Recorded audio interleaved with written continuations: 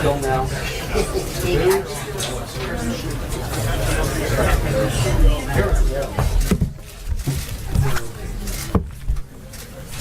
Hey, good morning, everyone. Or it's technically afternoon, I guess.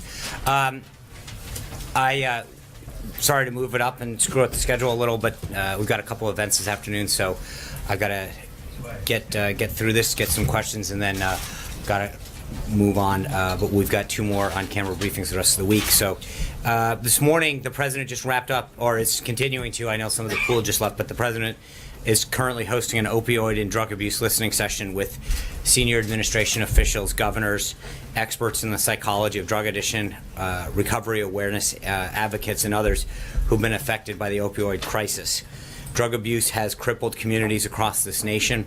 In 2015, more than 52,000 Americans, that's 144 people a day, died from a drug overdose, with 63% involving an opioid, according to the CDC.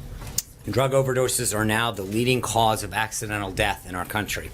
As the president discussed with the group this morning, we won't be able to address this epidemic with a single solution. First, we must get struggling Americans the help that they need.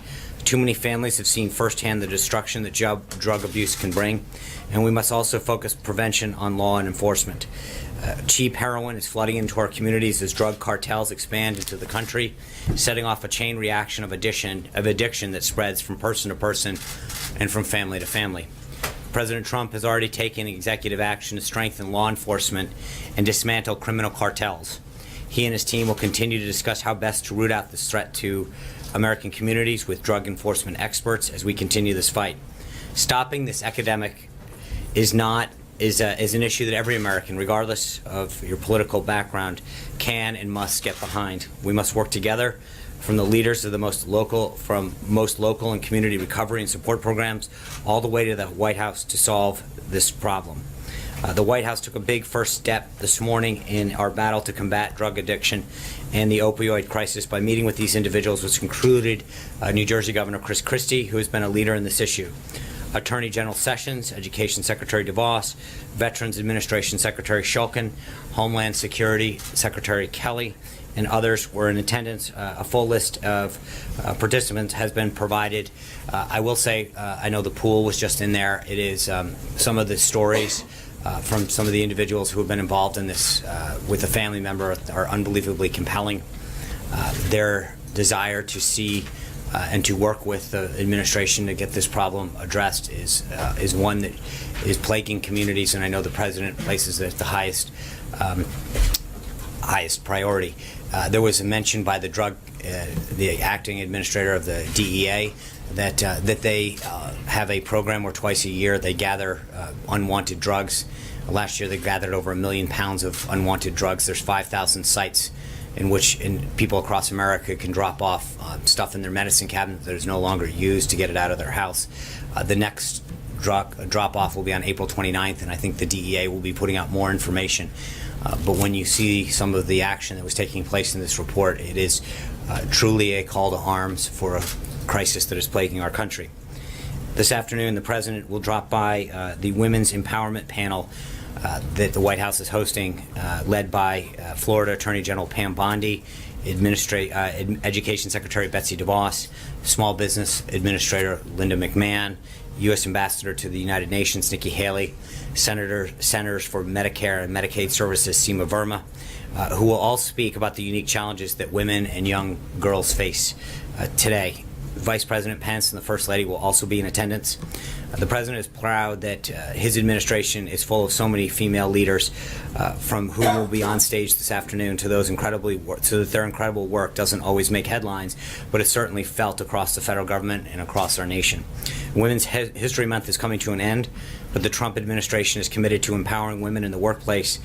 The work that we started this month will not end at the end of this month, but will continue. The President made women's empowerment priority throughout the campaign, speaking out on affordable child care and paid family leave, investing in women's health, and the barriers faced by female entrepreneurs and business owners. In February, he and Prime Minister Trudeau from Canada launched the United States-Canada Council for Advancement of Women Entrepreneurs. This month, the First Lady hosted an event for International Women's Day in the East Wing. CMS Administrator Verma hosted a panel on women in healthcare. His daughter Ivanka held a roundtable with women business owners with SBA Administrator McMahon, as well as other roundtable with Latino business owners. And just earlier today, the First Lady joined the Undersecretary of State for Political Affairs, Tom Shannon, to present the 2017 Secretary of State's International Women of Courage Award at the State Department. The President believes, as the First Lady said this morning, quote, "Wherever women are diminished, the entire world is diminished with them. However, wherever women are empowered, towns, villages, schools, and economies are empowered, and together we're all made stronger." The Trump administration will continue to work to ensure that the American economy is a place where women can work and thrive. Later this evening, the Vice President will participate in the swearing-in of David Friedman as the next ambassador to Israel. The President is glad that Ambassador Friedman will be officially on board as we strive for a lasting peace in the Middle East. Mr. Friedman's strong relationships in Israel will be a tremendous asset to the President in furthering that mission. Finally, I want to speak about Judge Gorsuch and the blatantly political obstruction of his nomination to the Supreme Court by Senate Democrats. Yesterday, the Senate Majority Leader Mitch McConnell said that next Friday, the Senate will vote to confirm Neil Gorsuch to the Supreme Court. We welcome this news. Unfortunately, Senate Democrats have begun justifying their opposition to Judge Gorsuch by claiming a 60-vote standard for his confirmation. That standard doesn't exist, and these claims continue to be false. A party-line filibuster by the Senate minority is not a fair up or down vote. You don't have to look further than the voices of many of these same Democrats to see why. In 2013, Senator Tom Udall said, and I quote in full, "Some of us may disagree with Justice Scalia on judicial philosophy, but he was a qualified nominee. He received an up or down vote, and he was unanimously confirmed. Likewise," he said, "Judge Ruth Bader Ginsburg was considered a liberal, the former ACLU general counsel. Many on the other side may have disagreed with her views, but there was no filibuster. She was confirmed by a vote of 96-3, end quote. He added, quote, "A minority in the Senate should not be able to block qualified nominees," end quote. We could not agree more with Senator Udall. Unfortunately, he has now adopted a new party line of obstruction in blocking a fair up or down vote on the confirmation of Judge Gorsuch. It's both sad and unfortunate, and we encourage all senators from both parties to fairly evaluate the judge's eminent qualifications and grant him an up or down vote. With that, I'd be glad to take your questions. April. Well, thank you, Sean. How are you today? I'm fine, and how are you? Fantastic. Well, Sean, going back to some issues that are in the news, Nunez is not going to recuse himself. In the midst of all of this back and forth, what does the White House say about that? Well, April, the White House, as I think I mentioned this yesterday, I mean, he's conducting an investigation. He is the elected or appointed, I can't remember how they do HPSI over there, but appointed and confirmed, or however but by his colleagues in the House and the Speaker. He is the chairman. He's conducting an investigation. It is up to the House of Representatives and the Speaker and the members of the House Republican Conference to determine. But I mean, there's nothing that I see that is problematic in him conducting an investigation that we asked both the House and Senate Intelligence Committees. What are the conversations the President is having with Paul Ryan about this? Because many, to include Dems and Republicans, are talking about what looks like impropriety in the Intel chief's handling of this so far, particularly as there's not a hearing right now. Well, I would take issue with I think you're right that there may appear to be certain things, but I don't think there's any actual proof or sustaining allegation about anything that's done. Again, I mentioned this yesterday. If you look at what Chairman Nunez has done, he has met with people who are cleared to discuss classified information regarding a review that he is conducting. That's how it's supposed to work. And again, I understand that when things are leaked out in the media, that somehow that is a standard that's acceptable, but when two people who are cleared to discuss classified information, or three or however many, discuss classified information, somehow that's wrong because it's not being leaked. He is conducting a review, which we have supported on both sides of the chambers, and I think that they should do this. But I think to start to prejudge where this thing is going, we have been supportive of it, as you know, and I think that let's let that process bear itself out and see what happens. I will tell you that I've seen reports in the media that the NSA has documents that they are supposedly trying to get to the House Intelligence Committee that have been requested. We think that's a great thing, if that's in fact what's happening. But again, I think part of this all gets back to that there is a process. And I get that sometimes it's frustrating to us. I believe that we want this over as much as I think some of you, but we recognize that there's a process that has to take place. And that process is taking place. The chairman and the House Intelligence, and I know that Senator Burr and Senator Warner are talking about the process that they're going to go on the Senate side. Some of these things take a little bit of time, and to the extent that they are gathering the appropriate documents and looking at those things, then that's part of the process and the review that is being undertaken, and we're fine with that. And second topic, tax reform and infrastructure. Reports are saying you're going to do it together. And ACA, Obamacare, going into Trump care at that time, tax reform and infrastructure were said to be some of the reasons why you did not come up in the budget with eliminating the debt. Do you have cost estimates as it relates to tax reform and infrastructure as of yet? No, because I think you need to have plans laid out first, and I think part of this is that we're in the beginning phases of both of those. To have a score on either one of them or a cost when we don't have those formalized yet, and I think we're in the beginning phases of having those discussions with both stakeholders, members of Congress on both sides, and obviously internally the formulation of those plans is continuing. So until that happens, I don't see us having a formal cost or a score. CBO now? It's not a question of trust. Remember, I want to be clear about what I've said before. I think when it comes to cost estimates and budget issues, which is what CBO is charged to do, they are the Congressional Budget Office. And while I think sometimes they're a little off on that, that is what they're charged with doing. And I think there's a score. Where I think it's not a question of trust, it's a question of accuracy. And I think that the issue that we previously brought up was when they had scored people and coverage, which isn't necessarily their wheelhouse. They had been way off. And again, I don't think it's a question of us trusting or not. It's literally a question of saying they believed that 26 million people would be on Obamacare, 10.4 were and falling. I think that's not a question of whether we trust them or not. It's a question of that those are the facts. And those facts bear out that they were off by more than 50% when it came to counting people. And I just want to be clear that it's not a question of whether we trust them. I would ask whether that's really what they're supposed to be doing. Major. Sean, let's go over a couple things that we talked about on Monday. On Monday, you said to us from the podium you would look into how Chairman Nunes was cleared here and with whom he met. Can you give us, we tried to ask you that yesterday as you walked out. Do you have any information to live up to the commitment you made here on Monday to provide more details about how that happened in a process you just told us that, again, is above board and totally appropriate? I don't have anything for you on that at this time. But again, I don't. What are you looking into? I have asked some preliminary questions. I have not gotten answers yet, and I think so no, I don't have anything further on that. But again, I would argue, Major, it's interesting, and I brought this up the other day, that there seems to be this fascination with the process. It's how did he get here? What door did he enter? As opposed to what's the substance of what we're finding. When I get, not from you, and I'm not trying to be, but it's so many times I get these calls that we have an unnamed intel source that says the following substance occurred. Do you admit it? Do you deny it? Whatever. And we have this argument over substance. In this case, the fascination is with what door did he come in, who did he meet with, how did he get waved in, as opposed to what I think it should be, and ironically it's not when it's the shoes on the other foot, is what's the substance. Just yesterday, just to be clear, we started this day with the Washington Post falsely posting a story saying the White House blocked Sally Yates. Right? By the end of the day, it's officials blocked Sally Yates. They were wrong. And they jumped to a conclusion based on whatever unnamed sources. And I think that what we're trying to do is argue that there should be a process. The chairman of the House Intelligence Committee and others are going through a review. We support that review.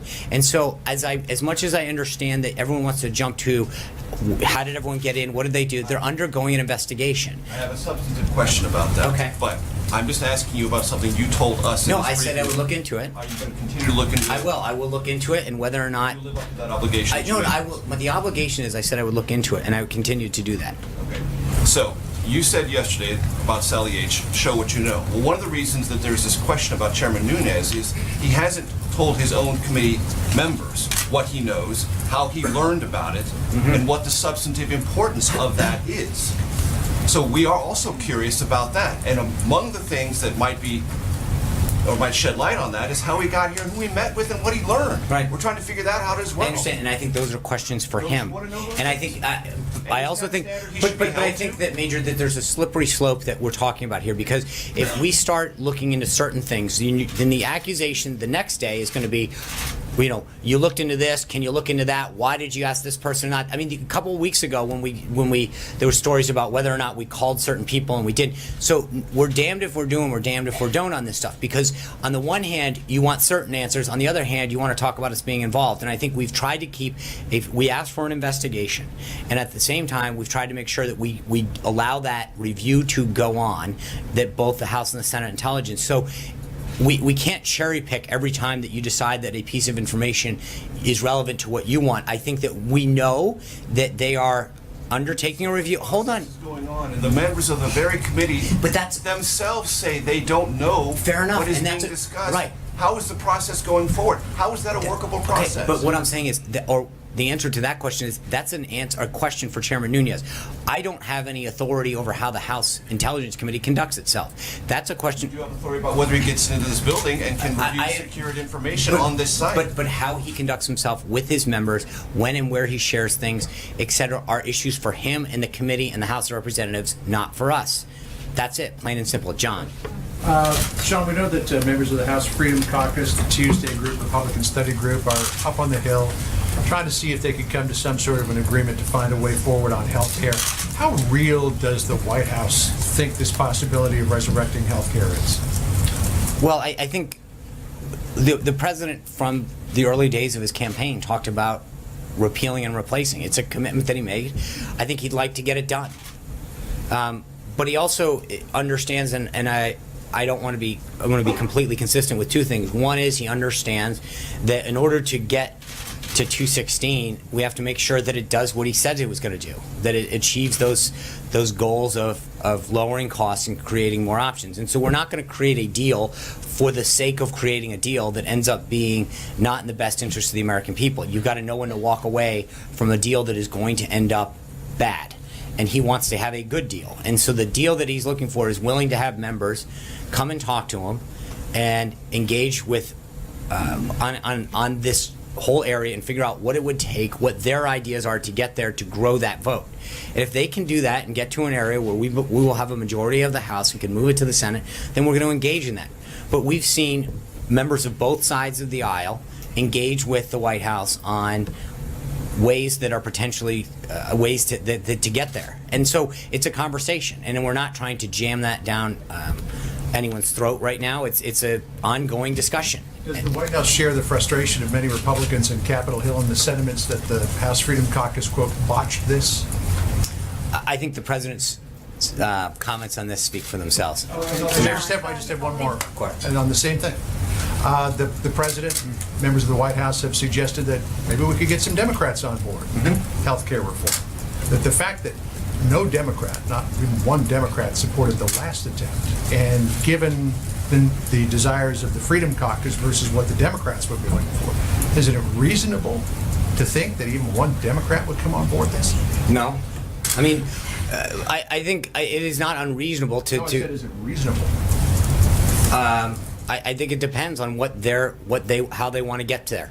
I mean, again, there's a balancing act. It's not about just picking up one. It's picking up enough to get to 216, and it's what does that take without compromising the principles that you want to achieve.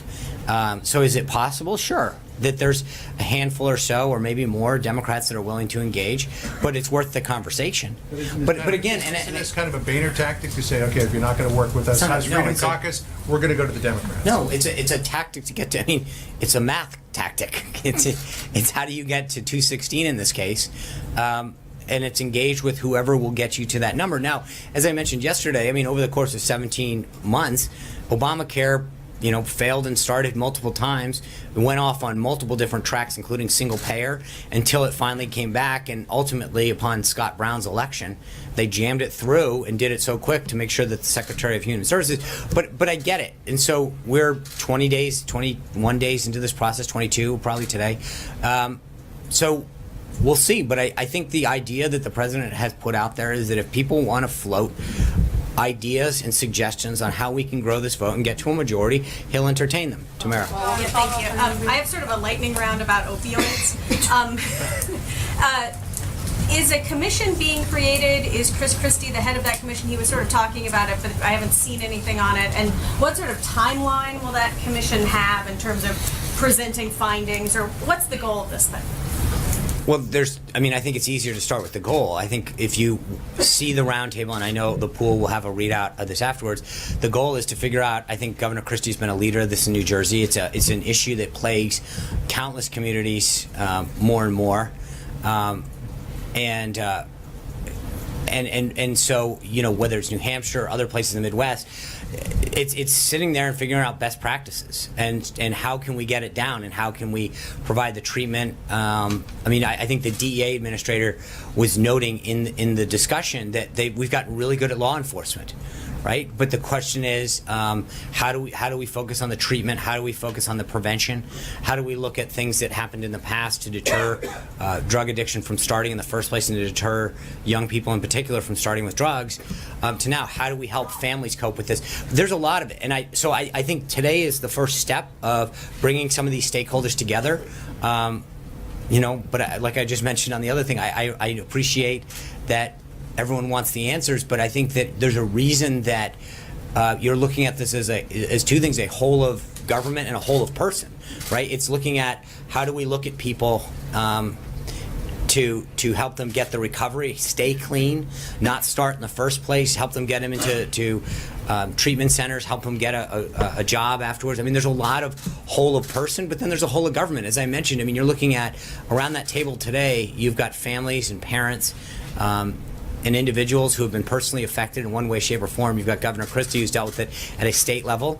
You've got Pam Bondi, who's looked at it from a state level. You've got Secretary Kelly, who's looking at it from Homeland Security, DEA, who's looking at it partially from a law enforcement.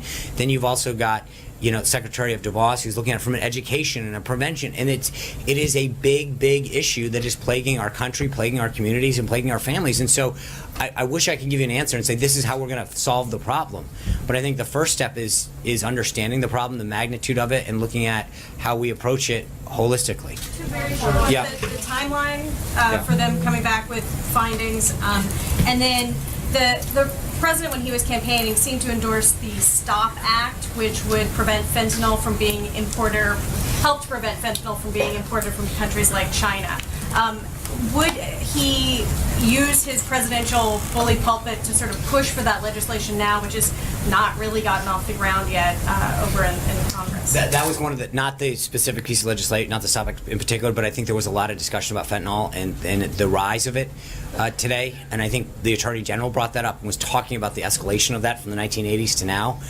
And so there is a look at it. But I again, as I mentioned, you've got the Attorney General there, law enforcement education. Part of this is to really look at this and figure out what are the ways that we can address it from coming into the country.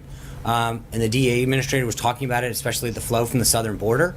But then you look at it from a law enforcement issue, a prevention issue, and a treatment issue. And this is I wish I could give you a really easy answer and say, here's the silver bullet that's going to stop this. But we recognize the growth of this problem in this epidemic, and how do we solve it going forward? John Gizzi. Thank you, Sean. Yesterday, Prime Minister Theresa May signed the letter that began the process for Brexit.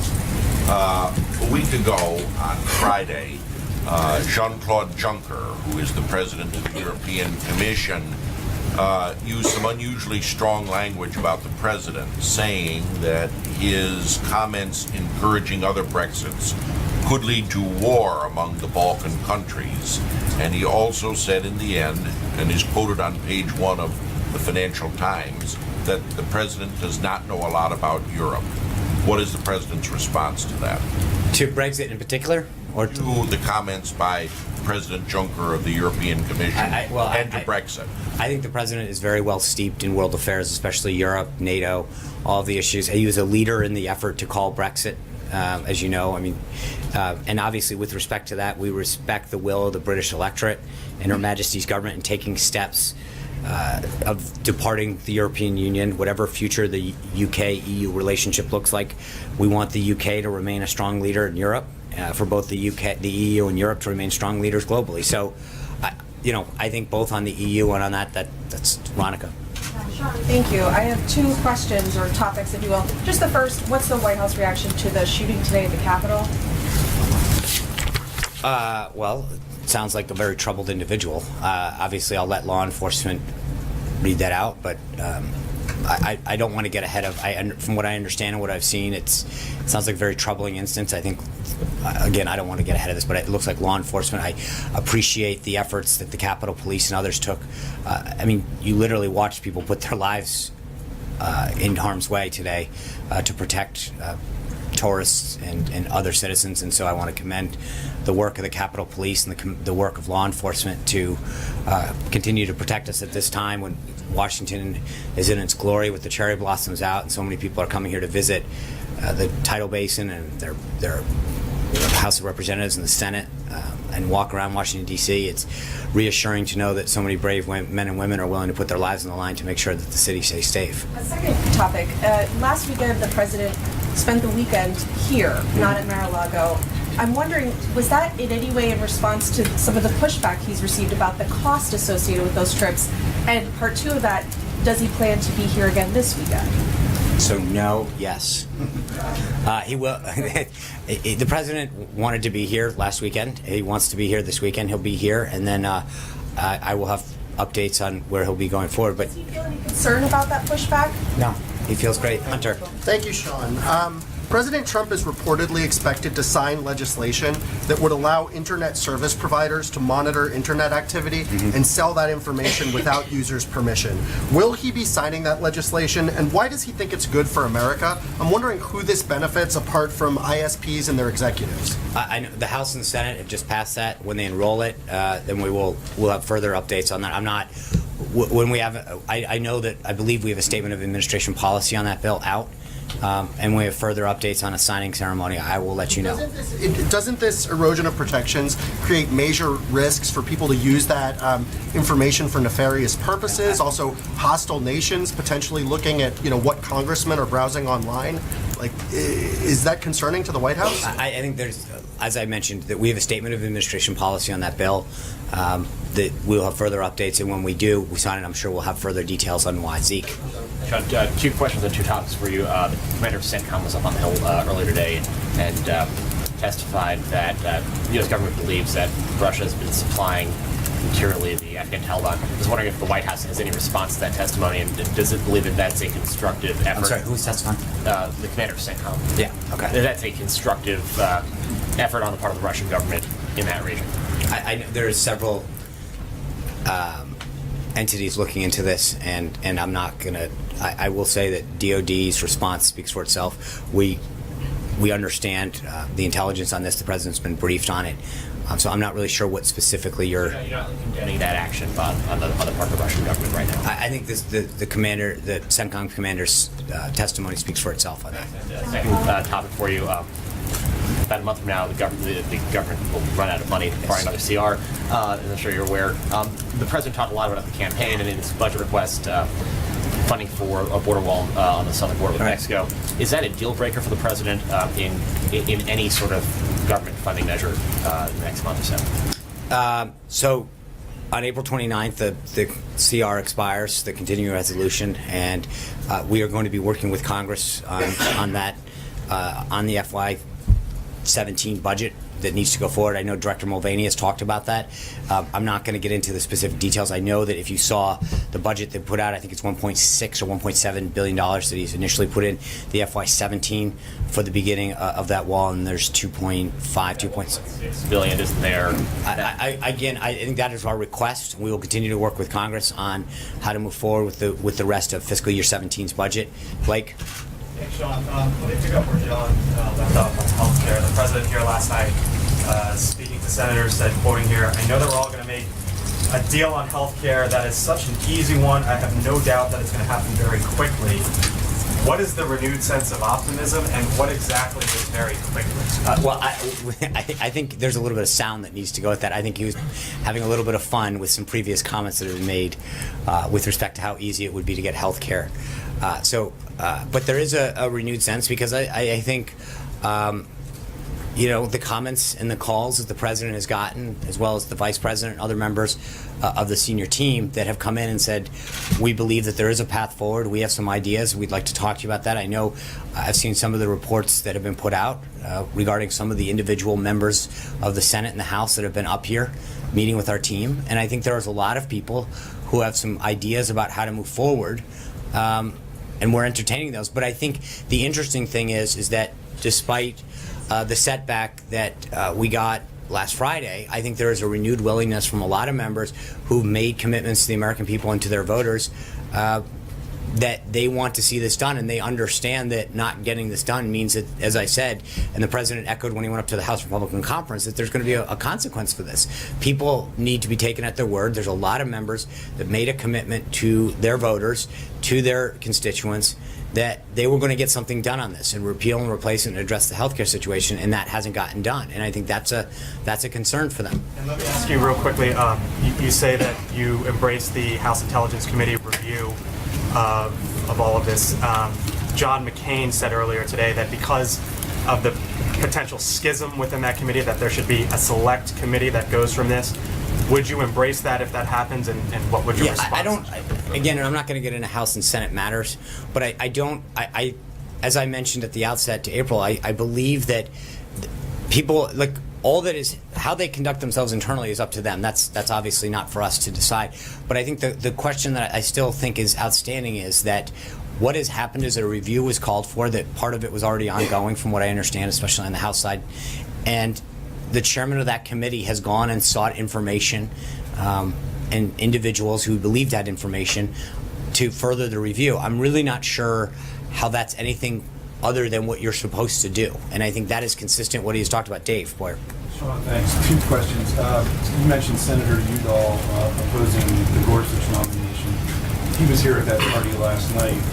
Did the president try to work with the room with him and other Democrats about the nomination last night? I know he and the First Lady and others spoke to a variety of senators. I wasn't keeping tabs on everybody that he spoke to, but I do know that he had an opportunity to speak to a lot of different senators, and he's talked to a lot on the phone. So I don't know about Senator Udall himself. And secondly, 2/3 of the Democratic senators did not attend the party last night. Did that disappoint the president?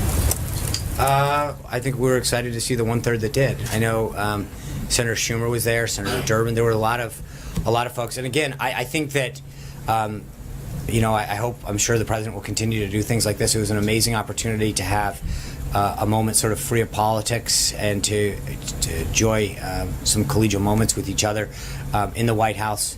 And listen to some of the United States and Marine Corps bands play some amazing music, and bring people together. And I think the president's talked about this. He's mentioned this a bunch of times, that there used to be a time when you could sit down and share a meal together, and I think that's what he's been trying to do, is bring groups back in and at least just have a conversation and get to that human side a little bit. And so yesterday was a good start, I think. Jonathan. Hey, Sean, the president's got in his inbox a letter from Senate Democrats, and the Democrats say they are ready and willing to work with the president on improving Obamacare. They just have a couple of conditions. First, the president has to abandon his efforts to completely repeal the law and rescind the executive order. This letter is signed by the vast majority of the Democrats in the U.S. Senate. What does the president say? I think, as the president's noted, we're willing to engage with people. I think they understand his principles. We need to repeal the law and replace it with something better. I understand. But they're saying they want you to take full repeal off. I understand I've seen parts of the letter, and I know that 40 of them saw that. And I think what we need to do is figure out who wants to engage in a constructive conversation. I understand what they want, but again, it's not just a one-way street. I think the president has made very clear what he wants to do, and I think that to the extent that some of them want to have a conversation, we have a 52-seat majority in the Senate. If there are individuals in there that want to have a constructive conversation achieving the goals, we can do it. But I think they also need to understand the president's red lines. But they say as a first step they want him to repeal that executive order. Is that something he is willing to do? I think the president's committed to making sure that he continues to go down the path that he's gone down, and there are ways that if they want to join him, that they can. And I think there are some areas that they may want to engage with him on that we've seen so far. And so, I understand they have a right to put out a letter. and draw their lines in the sand. But I think the president's committed to going down the path he is, and obviously first step is to get to 216 in the House and then address the concerns in the Senate. But he's continued to have conversations with the Senate, and I think that as Obamacare continues to struggle, which it is, the premiums continue to go up and up. I think the question is, will those 40 people understand that they are the ones who are going to be responsible for owning the current policies that are making so many Americans struggle? Jim. Just to clarify, was he joking when he said that making a deal on health care would be an easy one? I think if you watch the tape, it was a lighthearted moment, Jonathan, and so he was having a little. I don't think it's easy to. No, get a he was. deal on. Yeah, no. Watch. He was having a fun time with the senators there. Jim. The other thing that the president said last night was our soldiers are fighting like never before in Iraq. And as you know, Sean, U.S. Troops there are in a support role, an advise and assist role.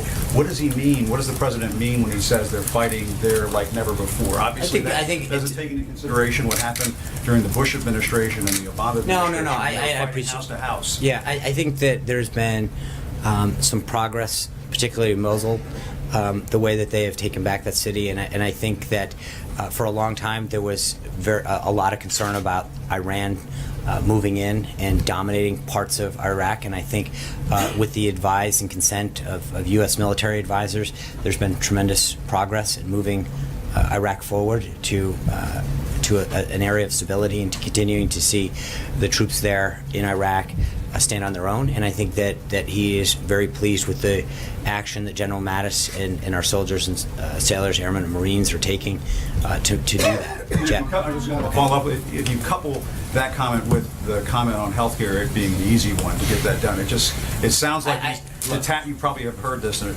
come across this notion that he's just detached from reality in making those comments. Well, first of all, I think that I again would respectfully ask you that you review the tape. He was having a lighthearted moment. It's on tape. Everybody watched it. He was poking fun and making a joke. There's been comments before about how he didn't get it, and he was joking about how easy it was. Okay, it was a lighthearted moment. It was on tape. I think everybody, and the idea that there's this, like, trying to make it look like, he was being utterly serious at the time is a little bit of a stretch. And one quick thing on Chairman Nunes. But just so we're clear, I'm sorry, just to end yes, there, sir. that he was very proud of the work that our soldiers and sailors are doing over there in Iraq. There is a lot of work and a lot of progress that is being made, and the updates that he's getting from General Mattis on a daily basis. And he doesn't think they're in combat, they're engaged in combat. No, but again, I think the progress that's being made in Iraq and the fight against ISIS is going extremely well, and he's proud of it. And I was just going to ask you very quickly on Chairman Nunes. Do you personally know who the source of Chairman Nunes' information is? No. Jeff Mason. One on two topics. First on healthcare. Does the president want to start a new healthcare bill or tweak the one that did not go last week? I think we're starting with where we are and trying to move that forward. I think that is the current vessel. And on a separate topic, the president did not mention the Paris Agreement yesterday when he went to the EPA. Can you update us on his current thinking about that? Does he want the United States to stay in? And if he does, how does he expect the United States to meet its commitments without the Clean Power Plan? I think that the Paris Agreement is still under discussion within the administration. Do you have a deadline on when you'll know? I can try to look into that. I don't have one at this time. Thank you, Sean. Early voting has begun in the Georgia 6th Congressional District special election to fill the seat of Secretary Price. Some Democrats are billing this as a referendum on the early days of the presidency. What does the White House think of that? Does President Trump plan to be involved at all in this race? That's a good. Honestly, I've not even thought about it. I think that if needed, the president has always been very clear that he wants to support the team and help the team. Honestly, I've not tried to really focus on tried to shed that previous life a little. So I've not looked into the race in Georgia. I'm sure I'd best refer you to either the RNC or the NRCC on the state of that race. Okay, thank you guys very much. I'll see you tomorrow, Thursday. Take care. I do owe you one tomorrow. I'm sorry. Thank you.